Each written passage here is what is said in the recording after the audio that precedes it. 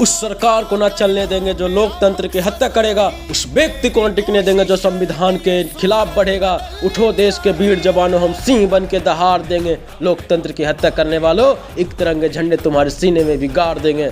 इस सभा में उपस्थित महानुभाव और मेरे प्रिय साथियों, आप सभी को मेरा नमस्कार। मैं प्रेम कुमार सुडेरा, क्षेत्र लखीसराय से आपके समक्ष आपातकाल के 50 वर्ष भारतीय लोकतंत्र के लिए सबक पर विचार अभिव्यक्ति हेतु उपस्थित हूँ। 25 जून 1975 की आधी रात को भारत सोया नहीं था, भारत को सुला दिया गया था। 21 माह तक जगा ही नहीं। एक औरत के हस्ताक्षर से संविधान को जंजीरों में जकड़ दिया गया। लोकतंत्र को नंगा करके जेल की सलाखों के पीछे ठूस दिया गया। लाखों लोग बिना वारंट के जेल में, अखबारों पर ताले और विपक्षी नेताओं के घर पर बुलडोजर थे।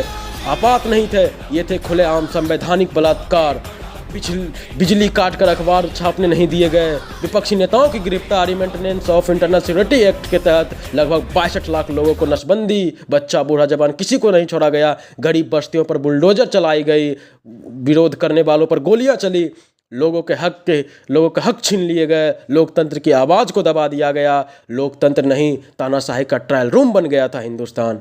मगर भारत झुका नहीं, क्योंकि हम भारतीय के रगों में गांधी जी का खून और भगत सिंह का जोश है। इसी सामूहिक आवाज़ ने तानाशाही को घुटने टेकने पर मजबूर कर दिया। लेकिन सबसे बड़ा सबक यह नहीं कि ऐसा हुआ था, सबसे बड़ा सबक यह है कि ऐसा फिर हो सकता है, और बहुत ही आसानी से। क्योंकि आपातकाल किसी एक इंसान ने नहीं, बल्कि हम सब ने लगाया था। उस चुप्पी से जो हमने साध ली थी, उस डर से हमें झुकना सिखाया, और उस आराम से जिसने कहा चलने दो, हमारा क्या जाएगा। 50 साल बाद भी वही वायरस जिंदा है। आज सेंसरशिप का नाम ट्रेंडिंग चेहरा बदल गया है। कल अखबार जब्त होते थे, आज अकाउंट सस्पेंड होते हैं। कल जेल में भेजा जाता था, आज ट्रोल आर्मी से सामाजिक हत्या कराई जाती है। मित्रों, आपातकाल सत्ता के लालच के लिए लगाया गया था। गांधी जी का एक स्टेटमेंट याद करिए, पृथ्वी पर हर एक व्यक्ति की जरूरत पूरा करने के लिए पर्याप्त संसाधन है, लेकिन किसी के लालच को नहीं। मित्रों, हमें अपना लोकतंत्र बचाने के लिए खुद ही सड़कों पर उतरना होगा। हमें सरकार से प्रश्न करना होगा, हमें अधिकारों के प्रति जागरूक होना होगा। क्योंकि लोकतंत्र कोई कागज का संविधान नहीं है, वो हमारी आत्मा है। रोज की हिम्मत है